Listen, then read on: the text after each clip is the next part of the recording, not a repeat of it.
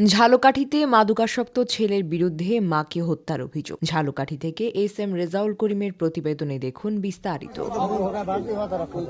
ঝালকাঠির সদর উপজেলার বৈদারাপুর এলাকায় এক মাদকাসক্ত ও মানসিক ভারসাম্যহীন যুবকের বিরুদ্ধে নিজ মাকে হত্যার অভিযোগ উঠেছে। রবিবার নিজে বসতঘরে এই মর্মান্তিক ঘটে। পুলিশ ও স্থানীয় সূত্রে জানা গেছে, অভিযুক্ত যুবকের নাম মোহাম্মদ সাগর।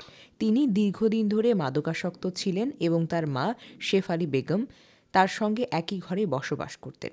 প্রতিদিনের মতোই দুপুরে খাবারে খেতে না যাওয়ায় প্রতিবেশীদের সন্দেহ হলে তারা খোঁজ নিতে চান।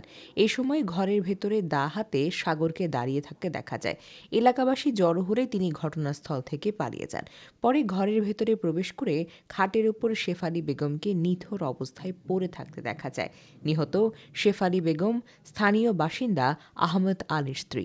উনি প্রতিদিন দুপুরে ভাত খায় আমাকে ওই জায়গা। আজকে দুপুরে যায় নাই, ঠাকুর দিয়ে দেখি ডাল হয়ে ঘরে শহর ছেলে মোরা আইতে পারতেছি না। বলে গেছি চাষি রে, চাষি আমি আন আমের ছাড়া ওদের যাওয়া যাবে না। চাষির লগে যে আইসি ওই ওকুলতে যে বাগানের মধ্যে দৌড় দিয়ে হান্দা ধরছি যে ও এদিক দিয়ে দৌড়াইছে, দৌড় দিয়ে এত পাই না। এখন চাষি কম্বলটা উপর করে দেয় যে আক করে রয়েছে। এ জায়গা আইসে ছোট কাল হইতে কয় যে আমার পোলার মাথা খারাপ। ছেলের নাম সাগর। হ্যাঁ ওই যে বাইলে আছে ওইগুলি মোরা কিছু আর দেই নাই। ওর বয়স 30-35 হইবে।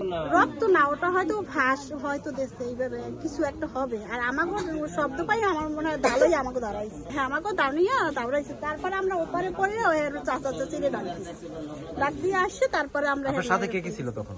আমরা ছিলাম আমি, আমার হাজবেন্ড আর ওই চাচি আর চাচু বোনরা ডাকি। ঝালকাঠির সদর থানার পরিদর্শক বেলায়েত হোসেন বলেন, খবর পেয়ে পুলিশ দ্রুত ঘটনাস্থলে পৌঁছে মরদেহটি উদ্ধার করে।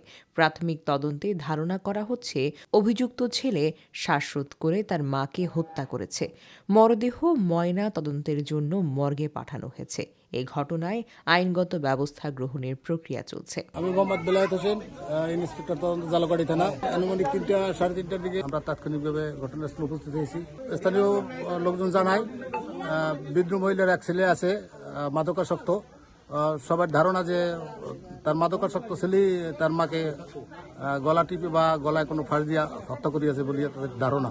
আমরা সুরতালপূর্বক পোস্টমর্টমের জন্য প্রেরণ করব। পোস্টমর্টম রিপোর্ট পাইলে আমরা আইনগত ব্যবস্থা নেব, আইনগত ব্যবস্থা প্রক্রিয়া দিন।